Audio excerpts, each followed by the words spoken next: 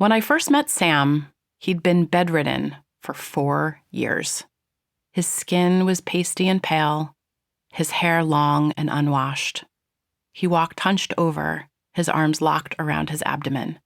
When he sat on my couch, he rocked himself back and forth, his face contorted with pain. He'd been diagnosed with amplified body pain of unknown etiology and chronic migraine that caused daily, crippling headaches. Sam was so incapacitated that he'd had to drop work, study, exercise, and socializing. His life stripped down to the studs. He'd seen 14 doctors and had been on 40 medications. Nothing had worked. In truth, that didn't particularly surprise me. I saw cases like this all the time. What surprised me was his age. Sam was only 16 years old.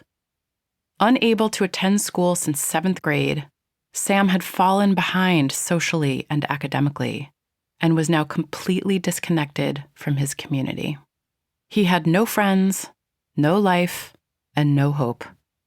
After I gave a talk on pain science at a San Francisco hospital, Sam's mother approached me. Her eyes were frantic. "Please," she begged, desperate. "You have to help my son." They'd tried everything, she said. All other treatments had failed and they were out of options. I wanted to help, but I wondered if I could. If a top-tier hospital hadn't cured him, could I? But I was the last stop on the train. How could I refuse? I've been studying pain neuroscience, human biology, and clinical psychology for decades. But despite my science background, I actually think of myself as a pain detective. By the time a patient finds me, they're typically in Sam's position, exhausted, demoralized, desperate for the pain to end. They've seen dozens of doctors and specialists, taken cabinets full of medication, and have been assigned an assortment of diagnoses.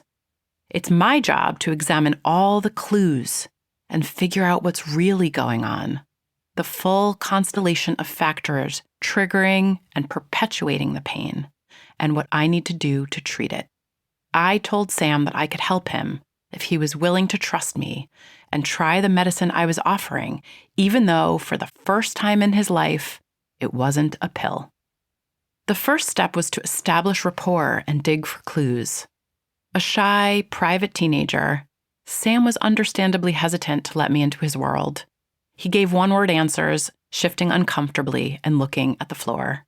So instead of asking personal questions, I inquired about his hobbies. He loved 2 things, he said, soccer and reading. I told him that I'd been a shy child who loved books too. The following week, Sam surprised me by bringing his favorite book for me to read, Ready Player One. I consumed it in a matter of days. We spent our next visit talking about the book, why he loved it, his favorite characters, all of whom were lonely and socially isolated.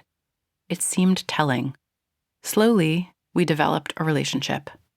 He eventually disclosed that he'd been struggling with crippling social anxiety, depression, and suicidality for years, but that this had somehow been discarded by his team as unrelated to his pain and thus left untreated. His body hurt. What could emotions possibly have anything to do with it? Once my investigation was complete and I had a fuller picture of his life, family, stressors, triggers, and goals, we began treatment.